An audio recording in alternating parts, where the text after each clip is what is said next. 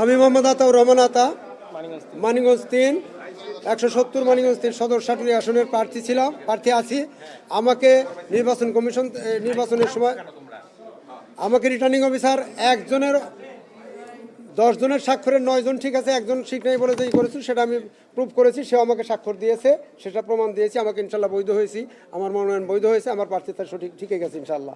আপনাদের সকলের কাছে দোয়া চাই, ইনশাল্লাহ আল্লাহর রহমত আমি স্বতন্ত্র প্রার্থী, আমি জনগণের হয়ে ইনশাল্লাহ। মোস্ট পপুলার ক্যান্ডিডেট, উনি ইতিপূর্বে ওই জুরিসডিকশনে 2 বার উপজেলা চেয়ারম্যান নির্বাচিত হয়েছিলেন এবং উনি সারা বাংলাদেশের উপজেলা চেয়ারম্যানদের সভাপতি ছিলেন। অত্যন্ত দুঃখজনকভাবে এটা আসলে প্ররোচিত করেই ওনার মনোনয়নপত্র বাতিল করেছিলেন, কিন্তু নির্বাচন আপিল কমিশন, প্রধান নির্বাচন কমিশনার অত্যন্ত দয়াপরবশে আইনকে যথাযথ প্রয়োগ করে ওনার মনোনয়নপত্রটা উনি মঞ্জুর করেছেন, আপিল মঞ্জুর করেছেন, বৈধ হয়েছে। জি, আমাদের একটা ওয়ান অফ দ্য গ্রাউন্ড ছিল যে রিটার্নিং অফিসার উনি পক্ষপাত দুষ্ট হয়ে ওনার মনোনয়নপত্রটা বাতিল করেছিলেন, কিন্তু প্রধান নির্বাচন কমিশনার বিষয়গুলো বিবেচনায় নিয়েছেন, নিয়ে ওনার মনোনয়নপত্র বৈধ ঘোষণা করেছেন। ওনার নাম আতাউর রহমান আতা, মানিকগঞ্জ ৩ আসন, ১৭০ মানিকগঞ্জ ৩। জি, অনেক ধন্যবাদ আপনাদের সবাইকে।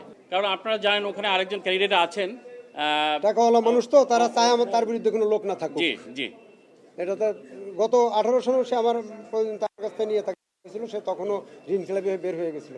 এবারও তার যৌথ নাগরিকত্বের বিরুদ্ধে, তার বিরুদ্ধে বিল খিলাফির বিরুদ্ধে আপিল করা হয়েছে, সেটা বোধহয় আগামী 18 তারিখে শুনানি হবে। সামনে নির্বাচন, আমার কাছে মনে হচ্ছে নির্বাচন কমিশন অত্যন্ত সুষ্ঠুভাবেই নির্বাচনের কার্যকর পরিচালনা করছেন। অন্তত এখানে এসে মনে হচ্ছে আপিল শুনানিতে ওনার নিরপেক্ষভাবে করছেন, কিন্তু ফিল্ডে কিছু কিছু সমস্যা সৃষ্টি হচ্ছে, পেশি শক্তির প্রভাব আমরা দেখতে পাচ্ছি, যেটা আমার মানিকগঞ্জে দেখানো হয়েছে আমার রিটার্নিং অফিসারের সামনে।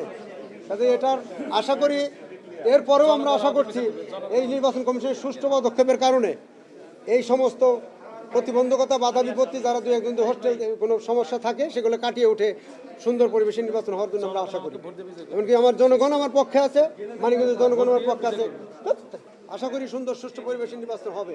তবে পরিশক্তির যে প্রভাবটা আছে সেটা বর্তমান কমিশন আশা করি সেটা রদ বদল করে তাদের উপর প্রেশার দিয়ে সেটা সঠিক করে নেবে বলে আশাবাদী। ইনশাআল্লাহ সুষ্ঠু নির্বাচন আশাবাদী আমরা সবাই। আরএফএল চেয়ার, ক্ষমতার নয় সমতার চেয়ার। জি, আসসালামু আলাইকুম। আমি জিএম রকনুজ্জামান। আমি সংসদীয় আসন 99 খুলনা 1-এর সংসদ সদস্য প্রার্থী। আমার প্রার্থিতা ফিরে পেয়েছি, মনোনয়ন ফিরে পেয়েছি, শুকরিয়া জানাচ্ছি আল্লাহ তাআলার দরবারে। আমার প্রস্তাবকারীর তথ্য ভুল হয়েছিল, উনি অন্য ভোটার এলাকার, যেটা আমি নতুন প্রার্থী, তো আমার জানা ছিল না এটা, তো আমি এটা সংশোধন করে দিয়েছি এবং কমিশনকে অনুরোধ জানিয়েছি যে স্যার আমার প্রার্থিতা ফিরিয়ে দেওয়া হোক। ওনার সদয় বিবেচনা করে আমার প্রার্থিতা ফিরিয়ে দিয়েছেন। আমি গণ অধিকার পরিষদ থেকে খুলনা 1 আসনে সংসদীয় আসন 99 দাকব এবং বটিয়াঘাটা এলাকা থেকে। জি, ধন্যবাদ মিডিয়ার ভাইদেরকে, ধন্যবাদ। জি, খুলনা 1 দাকব বটিয়াঘাটা গণ অধিকার পরিষদের পক্ষ থেকে সংসদীয় আসন 99, আমি জিএম রকনুজ্জামান। ধন্যবাদ সবাইকে। 24 ডিসেম্বর আমাকে নমিনেশন দেওয়া হয় চট্টগ্রাম নয় বাংলাদেশ জামাত ইসলামী থেকে। তো 25 ডিসেম্বর তো ক্রিসমাস ডে ছিল, 26 ডিসেম্বর ফ্রাইডে, আর স্যাটারডে 27 ডিসেম্বর। 28 ডিসেম্বরে আমি ইউএস এমবাসিতে রিনাউন্সিয়েশনের জন্য অ্যাপ্লাই করি এবং সেটা তারা অ্যাকসেপ্ট করে আমাকে আবার অ্যাপয়েন্টমেন্ট দিছে ফার্দার এটা প্রক্রিয়ার জন্য। তো এটা তো সময় লাগে 2 থেকে 6 মাস, মানে CLN certificate of loss of nationality issue করতে। তো ইন দি মিন টাইম আমি যেহেতু 29 তারিখ আমি নমিনেশন পেপার সাবমিট করছি, তো চিটাগং থেকে আমাকে তো তারা চট্টগ্রাম ওই যে বিভাগীয় কমিশনার অফিস থেকে 4 তারিখ বাছাইয়ের সময় আমার এটা নামঞ্জুর করা হয়। তো এই নামঞ্জুর করছে যে US সিটিজেনশিপ আমার আছে সেজন্য। তো আমি ওখানে তো ডকুমেন্ট দিছি যে আমি এটা সারেন্ডারের জন্য অ্যাপ্লিকেশনও দিছি এবং আমাকে অ্যাপয়েন্টমেন্টও দিছে US এমবাসি, এবং সেখানে আমাকে ওই সার্টিফিকেট অফ ন্যাশনালিটি, পাসপোর্ট এবং সোশ্যাল সিকিউরিটি নিয়ে যাওয়ার জন্য বলছে, এই অ্যাপয়েন্টমেন্টও আমাকে দিছে। তো যেহেতু এটা প্রক্রিয়াধীন সেজন্য আমি আমার এটা অ্যাকসেপ্ট করার জন্য অ্যাপিল করেছি। তো এই অ্যাপিলেও তারা যেহেতু CLN নাই, সেজন্য তারা অ্যাকসেপ্ট করে নাই। কিন্তু আমার জানা মতে এই শুধু অ্যাপ্লাই করে বিএনপির অনেক প্রার্থীকে তারা বৈধতা দিছে। আব্দুল আওয়াল মিন্টু, শ্যামা ওবায়েদ, তারপরে হচ্ছে কয়সার আহমদ, উসমান ফারুক, তারপরে হচ্ছে মালেক, এ ধরনের অনেককেই তারা অ্যাকসেপ্ট করেছে।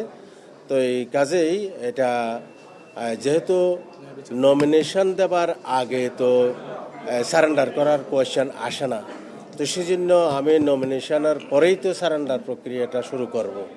তো কাজেই এটা আমারটা লিগ্যাল ওয়েতেই আমরা আছি, এবং আমি যে ইন্টেনশন এটা অ্যাপ্লিকেশন দিছি এবং আমাকে এটা অ্যাকসেপ্ট করে আমাকে পেপার সাবমিট করার জন্য তারা যে দিছে, হ্যাঁ, সেটা প্রসেসিংয়ের মধ্যেই আছে, এটা অ্যাকসেপ্ট করা উচিত ছিল। আর আমি আমার কাগজপত্র দেখাইছি, ওই যে আমি যে যেটা অ্যাপ্লিকেশন দিছি সেটা অ্যাকসেপ্টেড, এবং আমাকে যে অ্যাপয়েন্টমেন্ট দিছে সেটাও দেখাইছি। কিন্তু সিএলএন আসতে তো সেটা তো সময় লাগে।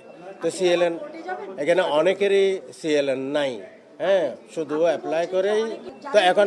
হ্যাঁ, এখন এটার একটা সমাধান তো হইতে হবে। হ্যাঁ, কাউকে আপনি অ্যাকসেপ্ট করবেন, কাউকে করবেন না, তাহলে এটা তো লেভেল প্লেইং ফিল্ড হলো না, জাস্টিস ফর সবার জন্য সেম হলো না। এটা মানে এই জন্যই আমাদের প্রতিবাদ।